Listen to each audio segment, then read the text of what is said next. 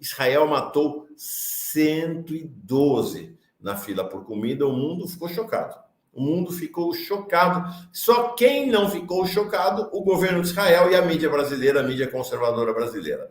O que nós vimos ontem aqui no Brasil... Eu falo sempre, né, Rebeca? Eu não sou analista de mídia. Eu não sou o cara que está fazendo clipping aqui da mídia conservadora. Eles têm lá a posição deles. Deixa, por mim. Eles fazem, que falei ontem, né? Eles fazem o que eles acham que deve ser feito, a gente faz o que a gente acha que deve ser feito. Nós sabemos qual é a nossa política, a nossa linha editorial. Eles têm a linha editorial deles. Eu não fico lá cutucando, mas realmente o que a gente tem visto essa semana, o que a gente viu ontem, não tem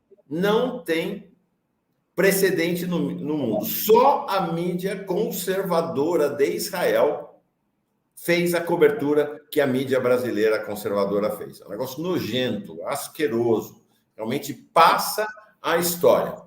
Bom, é uma mídia que nós lembramos bem do Estadão apoiando o Hitler, é uma mídia que apoiou a ditadura militar, é uma mídia que apoiou as torturas, é uma mídia que apoiou o golpe contra Dilma, é uma mídia que apoiou a prisão de Lula, é uma mídia que apoiou a eleição de Bolsonaro. Então, não dá para querer esperar muito, mas ontem realmente passou de todos os limites. E por que esta imagem aqui de Netanyahu com Bolsonaro? Porque é esta lógica que está presidindo as ações do governo nazi-sionista.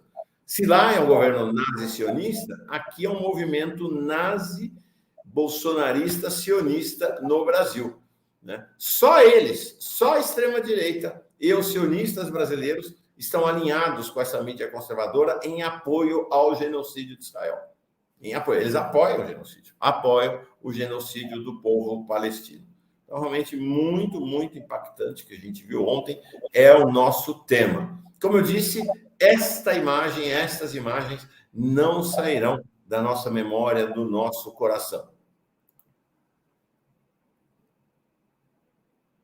Elas começaram a se espalhar na manhã de ontem, logo depois que acabou o Fórum Café, ou ainda durante o Fórum Café, começaram a se espalhar, né? E aí veio aquela versão mentirosa de Israel, de que as pessoas morreram porque elas foram para cima dos caminhões. Esses pontos de concentração são os caminhões de ajuda humanitária que levavam, porque levava farinha e, sobretudo, farinha e água. Por isso que está sendo conhecido como o massacre da farinha, ou o massacre da rua Al-Rashid. Essa rua é uma rua famosa em Gaza, na região oeste de Gaza, ali muito, muito bonita, era muito bonita, está completamente destruída.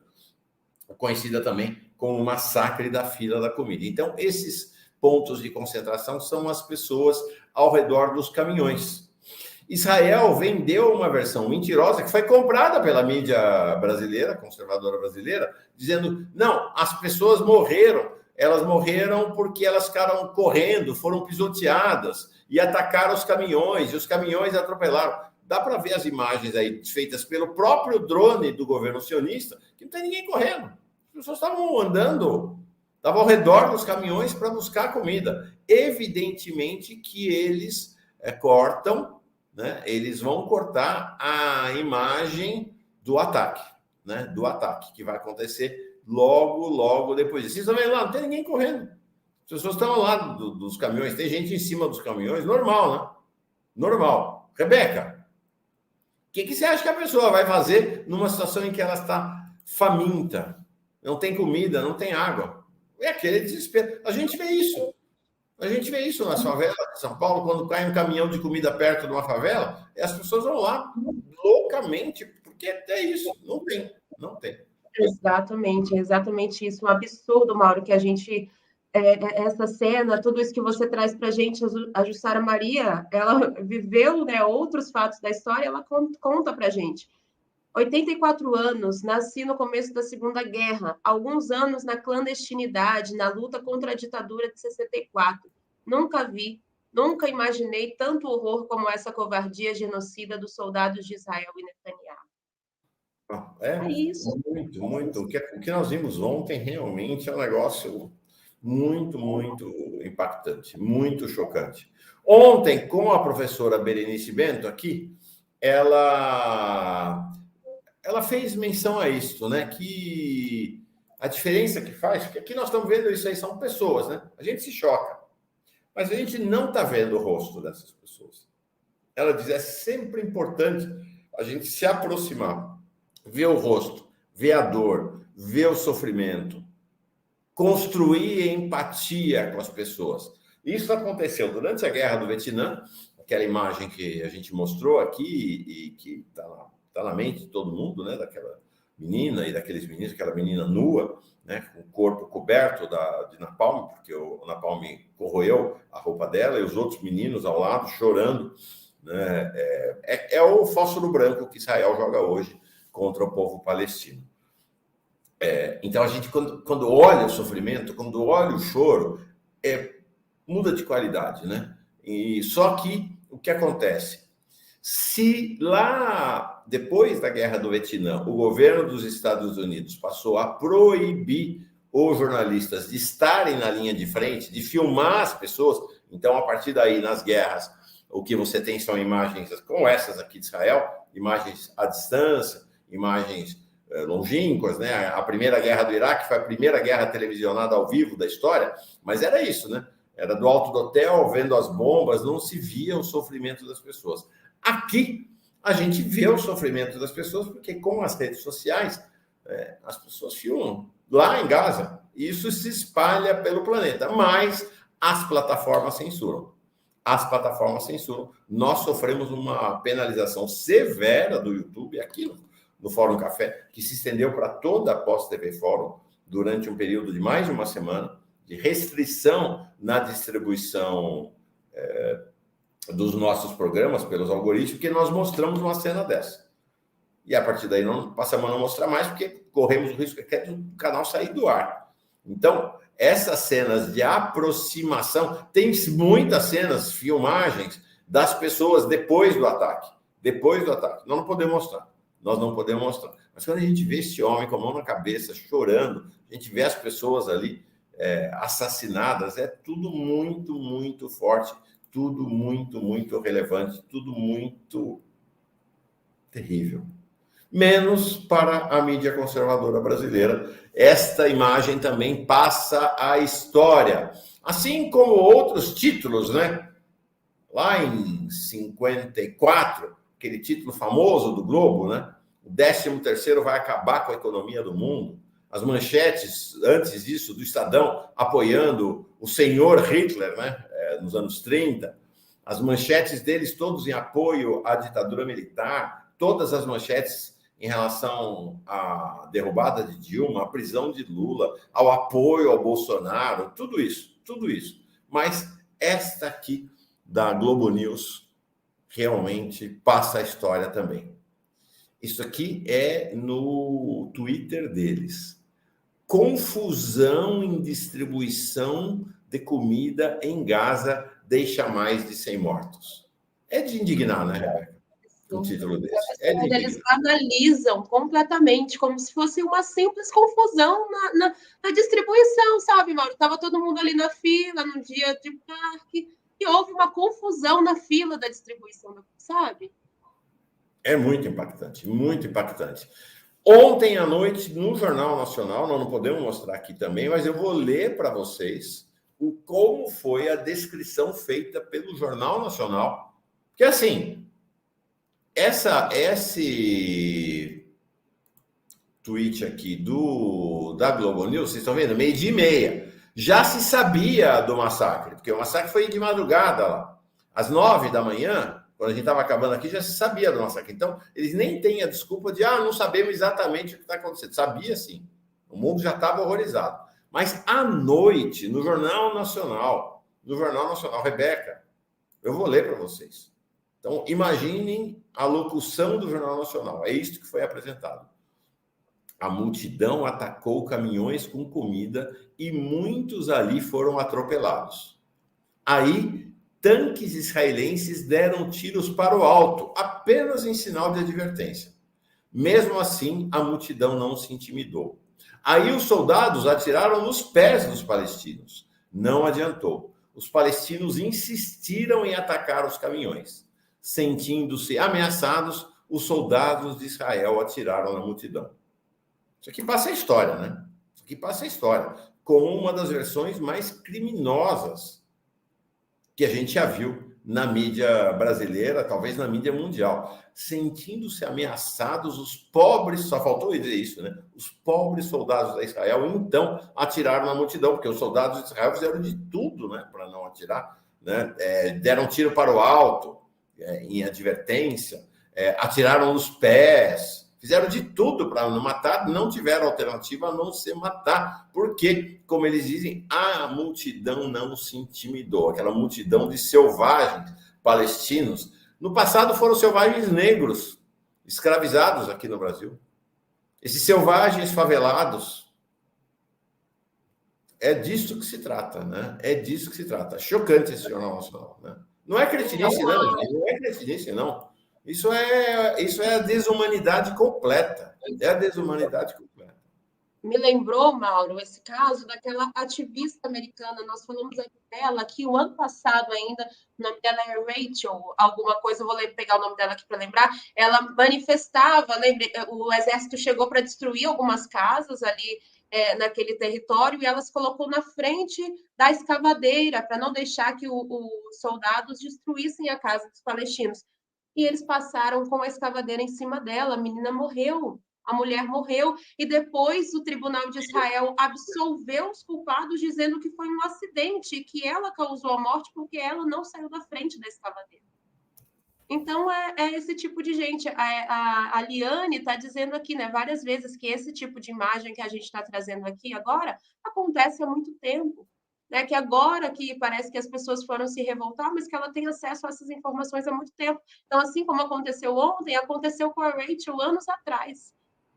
Né? E foi em 2003 que aconteceu, a Rachel Curry, em 2003. Então, foram absolvidos dizendo que foi um simples acidente.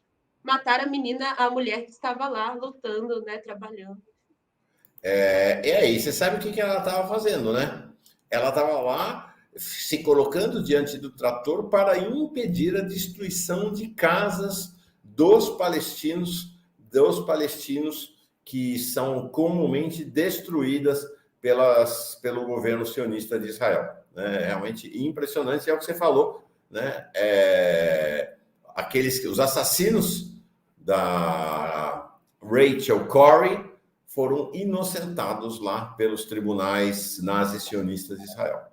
Estão vendo ali a cena, ela ali um pouco antes de ser morta por esse trator aí.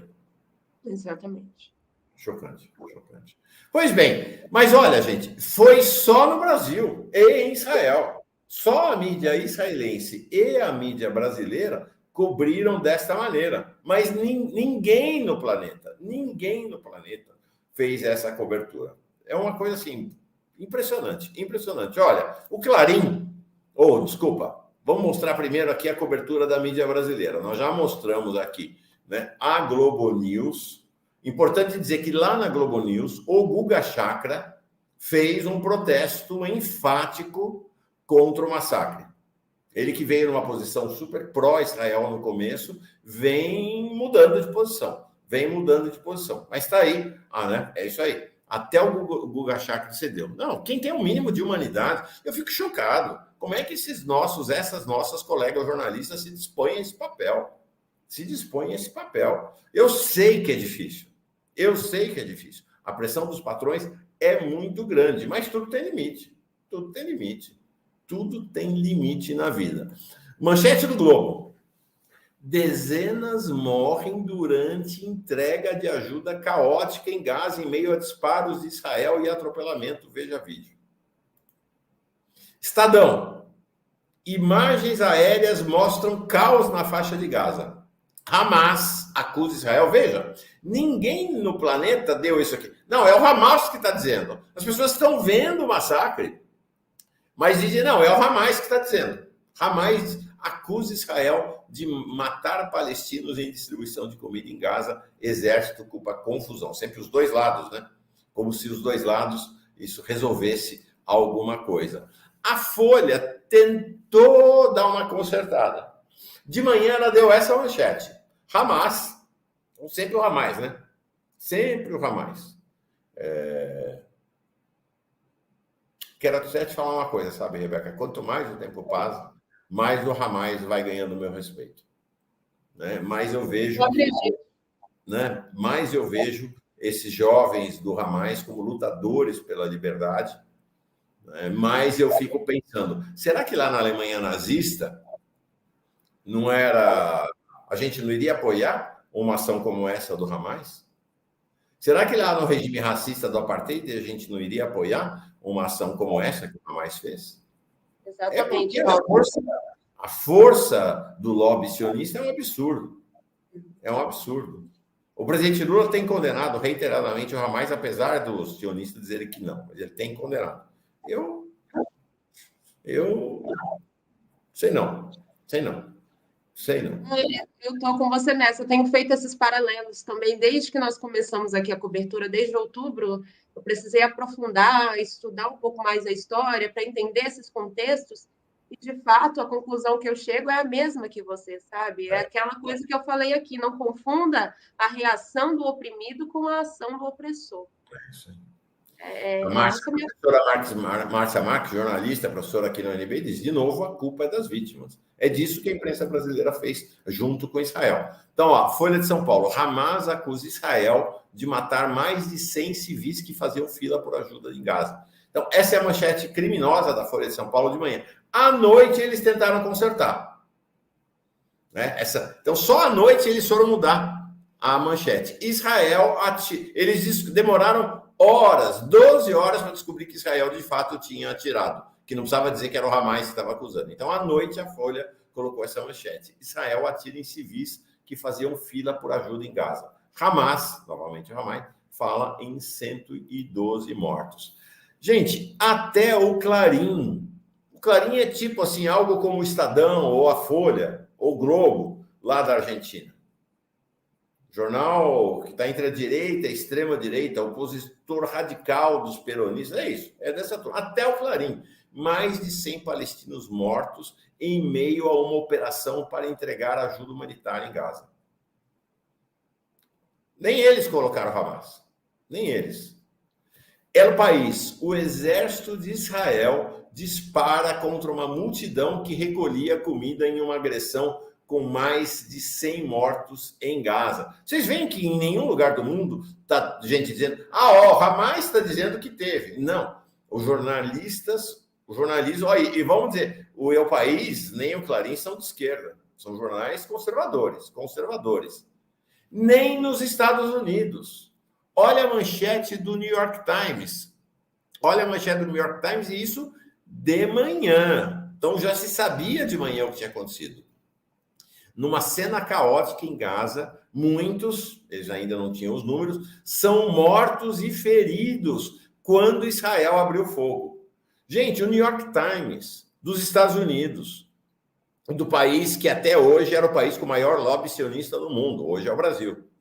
Até o New York Times. O Wall Street Journal, o jornal das finanças, está pequenininho ali, mas eu leio para vocês. Aqui, ó, é o Wall Street Journal, né, o jornal por excelência do sistema financeiro. Forças Armadas de Israel abrem fogo contra civis palestinos quando a ajuda era entregue.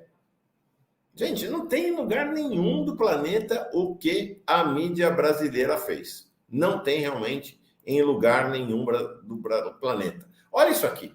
Às 10h20 da manhã, a nota das Forças Armadas de Israel, das Forças Armadas nazi-sionistas de Israel, né, sobre o que tinha acontecido. Esta manhã, caminhões de ajuda humanitária entraram no norte de Gaza, os residentes cercaram os caminhões e saquearam os mantimentos entregues. Como resultado dos empurrões, pisoteios e atropelamentos dos caminhões, dezenas de habitantes de Gaza foram mortos. É revoltante. É o cinismo. Só que era o que os nazistas faziam durante o regime sob comando de Hitler na Alemanha.